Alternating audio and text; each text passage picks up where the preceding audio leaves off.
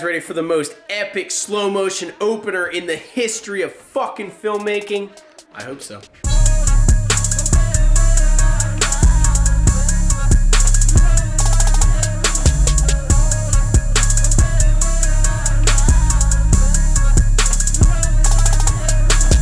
Holla, holla, holla, holla, holla, holla, holla. What? You're so strange, Bubs. All right, guys, good morning. I'm going to my house. You haven't vlogged? Yeah, I did. So why are you saying good morning again? Good morning, guys. Good morning. Because I care about my viewers. I want to connect with them on a level. God, you hear this? That it's morning for both of us, and I want to say good morning. So what's up, guys?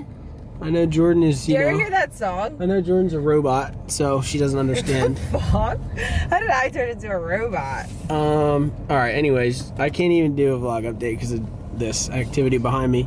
But today we're gonna make those t-shirts, and we had two other things that we're gonna do. I completely forget what they are, but they're gonna be fun, and let's roll. I'm trying to play it with the, I'm not saying it yet. Say it. I can't. That person got smoked-zitoed, dude. Niso was friends with Big Paw, because Big Paw was the other Longport kid from Yardley. People of Earth, what I have in front of me here is a bunch of Super Brand t-shirts and board shorts. I'm going to be giving all this stuff away today. Keep watching the story. Within the next couple hours, these clothes and board shirts could be yours. So this is a really cool idea that Justin from Super Brand came up with, and I think it's going to be really fun. I'm going to hide this stuff around Margate today, and I'm going to take pictures of it and put it on my Instagram story, and if you can get to it, it's yours. Just a little gift from Super Brand to you guys. So obviously this vlog is going to be out. Probably people are going to have this gear before this vlog gets out, but I don't know, maybe not, because I'm going to film it on my story and on this, so you could win some Super Brand stuff. All right, I got 3 prize packs lined up. You can get a CD, some stickers, nub stickers, bunch of Super Brand gear. This is so fucking fun. I'm so hyped on this. I'm gonna pack these things up and hide them. I'm gonna go hide them right now, so let's do this. All right, I got 3 prize packs. Got to go drop them off. Pretty much full-blown stoking on this right now. This is an amazing fucking idea, so shout out to Super Brand. If you don't win one of these packs, you can always buy some clothing on their website, superbranded.com. They have awesome stuff. It's even better than my car. All right, let's do this. Perfect opportunity. It looks like nobody's at the spot. Plant the seed on the low. Blow it up on the Insta. All right, here we go, guys. Plant number 1.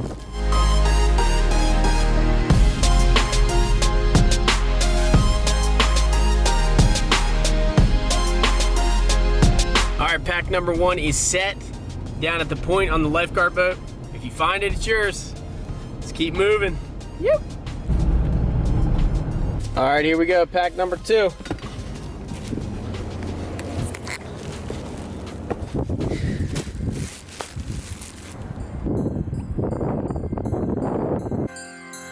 Pack number 2 is set. Pack 3 on the seat, going down right now.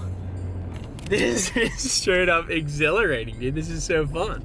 All right, here we go, guys. Prize pack number 3. Prize pack number 3 going down right now.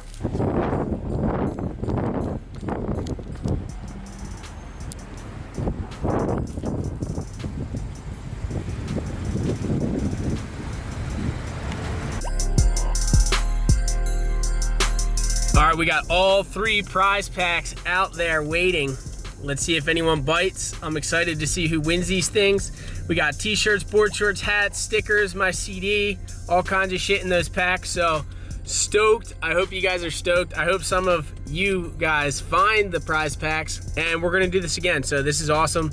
If you wanna be involved next time, you don't follow me on Instagram and you're local, just follow me at Ben Gravy with 2 Y's. Follow at Super Brand. It's at super_brand, and yeah, you can win yourself some gear. So this is sick. I can't wait to see who wins. Woo! Yeah, dude, our first winner. This is sick. What? Ryan Tomlinson took it down, dude. Fuck yeah.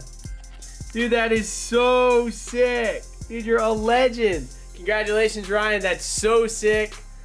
Oh man, I'm pumped. He got one, dude. This is sick. This is working. It's awesome. Yoo.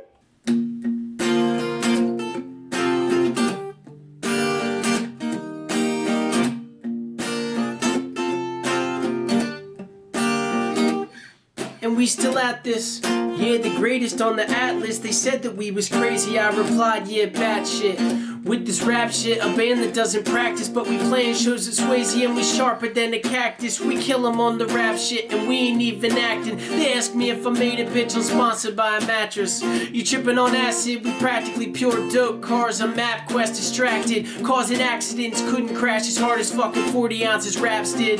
Call it a hat trick, we disappear like magic tricks. Using adjectives like savages, but now we're back and higher than an MLB batting average.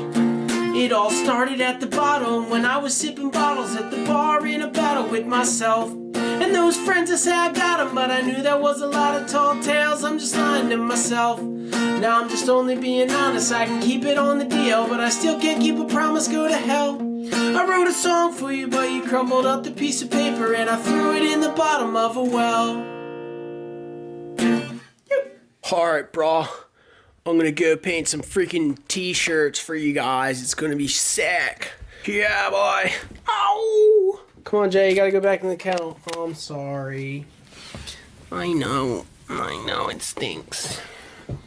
Your mom's never freaking home. So you gotta be in the kennel. I will give you all my money just to keep me from the deep end. It ain't fucking over yet. I'm done with 4-leaf clovers, alcohol and cigarettes. Give me your heart instead of voting no on credit. All right, guys, we're stoked. We got the t-shirt farm drying out here.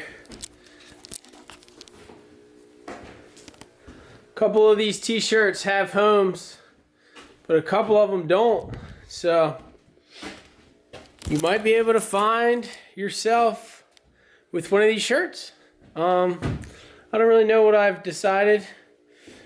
I haven't decided anything. I don't really know how I'm going to choose who to give them to, so I don't know. I guess we'll see. Yep. What the hell? That was so weird. My lens didn't come out. All right, got the shirts and stoked. Hoping to make some more of these in the near future. I love doing this and yeah, I love giving you guys stuff. So the more I can give, the happier I'll be. Yep. Can you keep June away from that then? Legend. Boom. Let the questions begin. All right. Yesterday I asked you guys if you had any questions about my prior surfing career or anything to do with surfing in my life. I'm very excited about surfing in my life. So, you know, I want to share it with you guys. And I think it's an important part of everything that I do and our whole experience here. So let's go right in. Mark Kelly, have you ever pooped in your wetsuit? Actually, yes. And it was in a heat against my brother Hob. It was NSSA Ocean City. I was in a longboard heat. I had been in 4 or 5 heats before that and I could not hold it anymore. I was about 13, 14 years old. And open longboard final. There was only 3 people in the heat. I rode a wave and I sat back down and I was like, dude, I can't hold it anymore. So I just went in my wetsuit. Dude, it was everywhere. And there was this wafting smell of shit coming out of the neck of my wetsuit the whole time I surfed. And when I got out of the water, I went over, the contest was on 7th Street, and I went over to the 8th Street swimming beach, and I had taken the top of my wetsuit down, and there were shit particles all over my body, little chunks of shit, and all the swimmers were looking at me like, what the fuck is wrong with this kid? And I had no idea what they were looking at, and I probably smelled like just absolutely disgusting. So I walked over to the 8th, I guess it's 8th Street Beach to swim, covered in shit particles, washed it off, washed out my wetsuit, but needless to say, that wetsuit was never the same. I actually think I ended up maybe getting 1st or 2nd in that heat too. I wish I knew, because that would actually make it really cool if I got 1st, but if I got 2nd or 3rd, then I just shit my wetsuit for no reason. You Malone, what was the scariest wave you've dropped in on?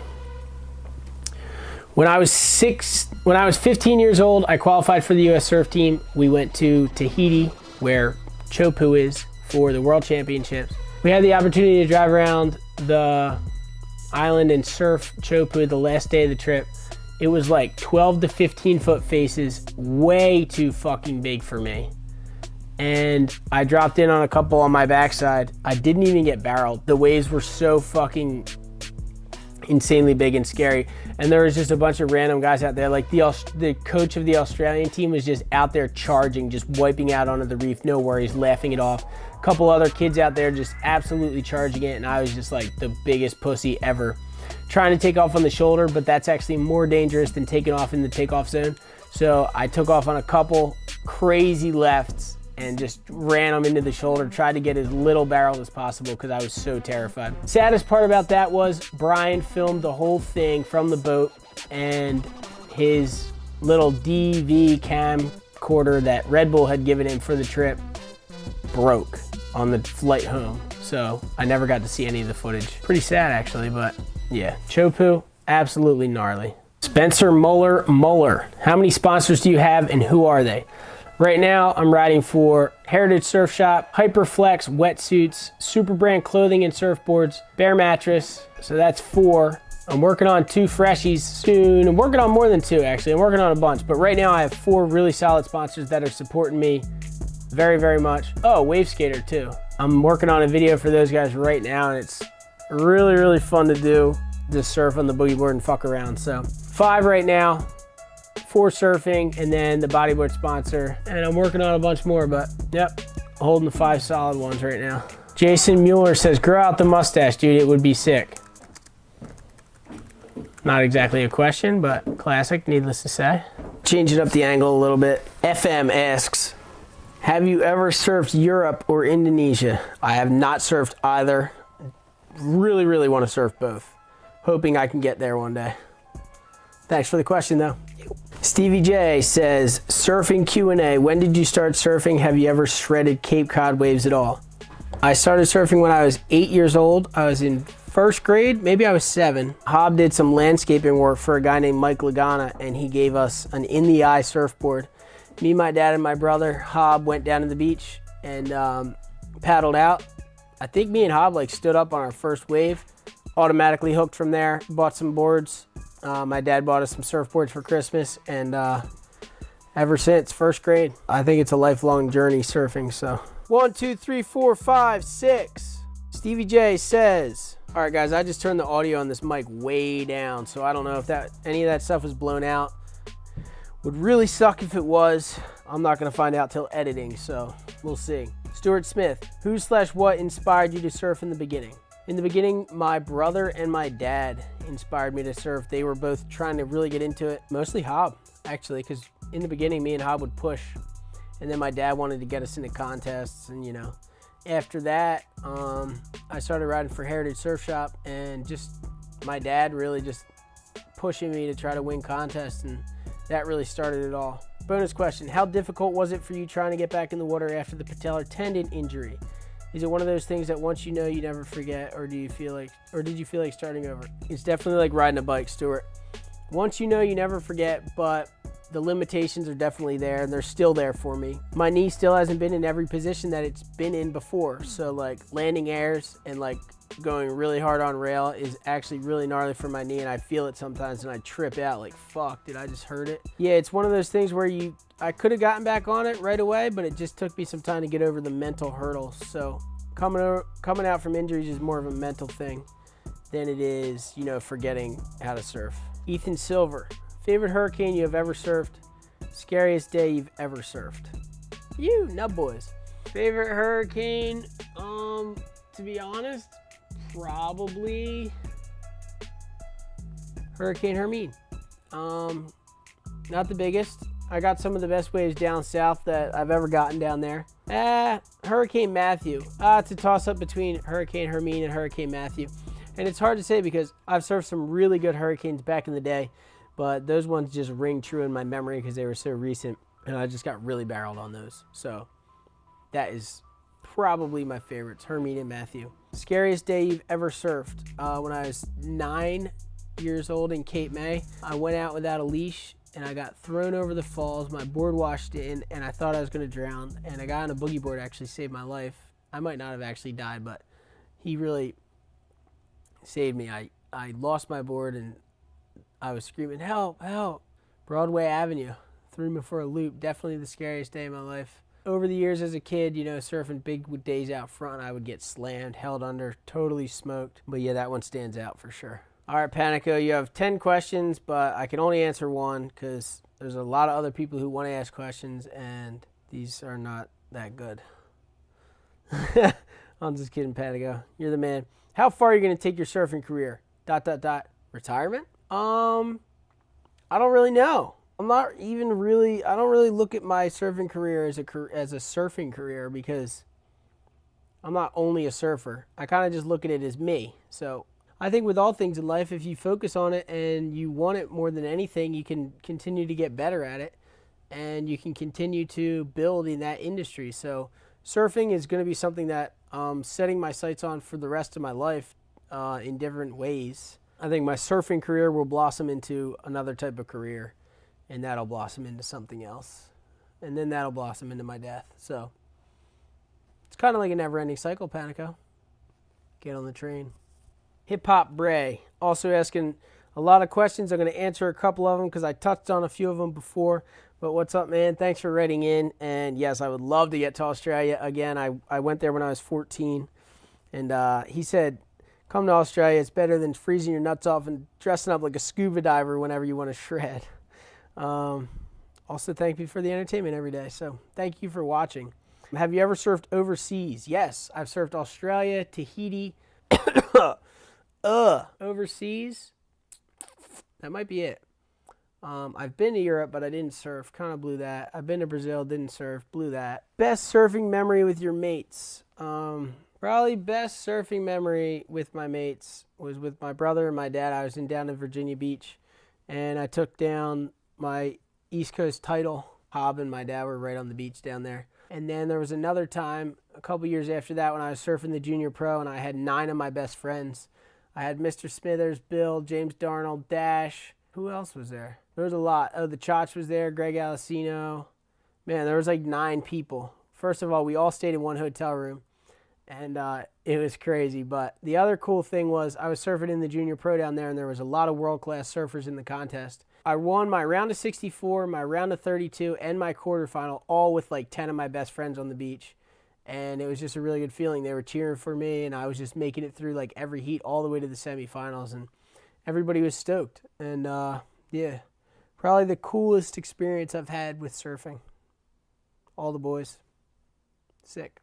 Guilherme Torres. What are the characteristics to be considered a semi-pro? You have to pretty much not give a fuck, because I made up semi-pro because being semi-pro is pretty much a joke, because like, I don't know how to explain it. Being semi-pro is just a state of mind because it's that fucking classic to be semi-pro. Like, it's like a joke on reality, because it's like I didn't really make it in surfing, but at the same time I'm making it in surfing. So it's like just semi-pro, dude. I'm not on the world tour. I'm not in Surfer Magazine, but I'm on the Inertia. I'm on Surfline. I'm Instagram with Super. Like, I got all kinds of cool stuff going on, but I didn't quite break into the big leagues yet.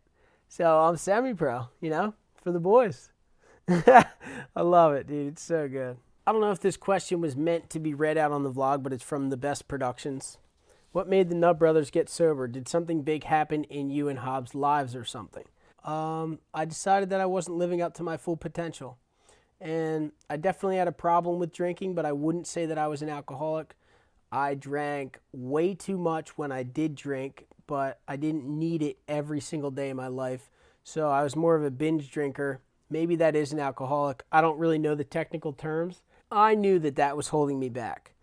And I made a conscious decision to change my life, and I wanted to become the best person that I could. What I've done since has been amazing in my life. I've changed my entire lifestyle, and I met an amazing girl, Jordan. You know, I have great relationships with everybody in my life that matters, and I have meaning and purpose every day in my life, and I'm going to keep the ball rolling because it changed my life for the better, and I kind of just left the old me behind, the lazy me, the me that didn't want it, and I fucking want it, and I'm going for it, and I think you can see that in my everyday vlogs. I think you can see that in my lifestyle.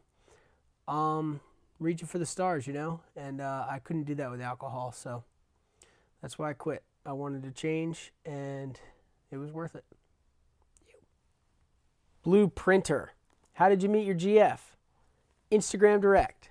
I don't want to tell the whole story because we're going to tell a how we met story when we've been dating for a year, which is coming up actually. And I met her on Instagram though. Pretty classic. What size skateboard do you ride? Right now I'm riding an 8.1. Kind of odd. What tricks can you do on a skateboard? Lots. My best trick's probably a tray flip. I can do a ton of stuff on a mini ramp. Not really good on flat ground. I can do a couple flip tricks, heel flip, kick flip, varial flip. And on the mini I can do disasters, slides, 5-0s, stalls, reverts. I don't know. I'm going to have to go to the skate park and show you. And what kind of drugs have you done? Surprisingly enough, I actually haven't done very many at all, actually. I drank a lot. I've smoked weed more times than I could probably count, but I was never into it. I always bugged out when I got high. There was one point when I didn't smoke for 6 years, and now I'm probably pretty close to that again. When I was a kid, some of the people that I worked with in surfing gave me a couple pills. I don't exactly know what they were, but I was really young, and I think the one that I took the one time was like a muscle relaxer thing, and I took it on the plane, but I drank like a beer or two on the plane, and it knocked me right the fuck out. But all they did was put me to sleep. And then one time I was really young. I was with the Billabong team at a casino in California, and I was like 17, and I had a fake ID. And one of the people I was with gave me some type of pill. I have no idea what it was. I'm guessing it was like some type of Percocet or something like that. That was like when I first started drinking. Really, really stupid, but you know, I never got into any of that kind of stuff. I did a few nitrous balloons. I was at my friend's house, and you know, I didn't really know what was going on. I kind of thought it was more like a helium thing, but it's like one of these things where you suck it in and it makes you like feel like dizzy and high. And I did one, and I didn't. It was crazy, dude. So I think back in the day when I was like pretty young, I did a few of those, but definitely bad for you. I would not fucking do it because apparently it kills a lot of brain cells. But not a very exciting drug history. But there it is. You got it. Never did coke. Never did heroin. Never really, you know, I don't know. Never did anything exciting. Never did shrooms. Never did acid.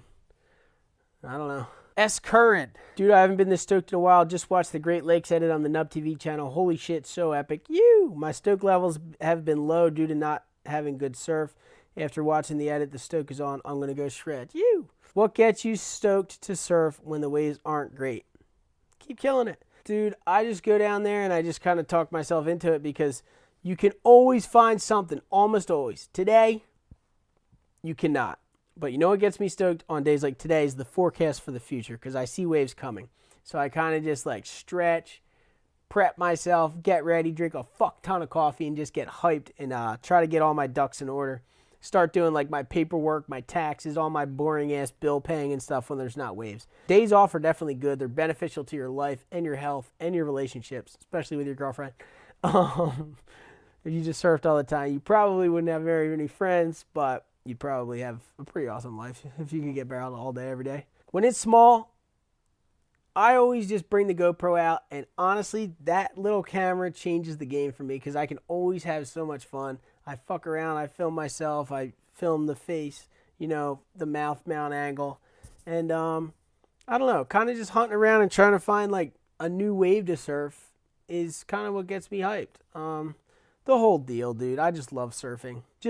You should just get, I like to have like, I have my wave skater, I have my super brand, I have a cat surf beater, and I have a lesson board, like an 8-foot soft top. And when it's really bad, I just ride the soft top. I rode it the other night in the bay, and dude, I was having a blast on that thing. You can always have fun surfing. All you got to do is paddle out. All right, we're down to the last. Keegan Lang. Who was your biggest influence when you started surfing? My dad. 100%. Bar none. My dad. I didn't know what a pro surfer was. I didn't know shit. All I knew is my dad could stand up and go down the line, and I wanted to do that. My dad was the fucking man. He still is. great human being, and he's taught me a lot about life. And yeah, he introduced me to surfing, and surfing has saved my life. So that guy's the fucking man. What's the biggest wave you rode? Sunset, Hawaii. Probably 20 plus feet. Massive. Dude, I don't even know. Sunset is big, walled out, just like crazy. But yeah, nuking. Really sick though. So, yep, Sunset, Hawaii. All right, that's it. I'm going to wrap up these t-shirts for you guys, and I'm going to send them out tomorrow, and we're going to figure out who's going to get the other ones tomorrow, but I have a lot of editing to do. I just answered a ton of questions. So thank you guys so much for all the love and support. I'll see you tomorrow for drinking coffee and talking shit. Hope you're having a good one. Good night.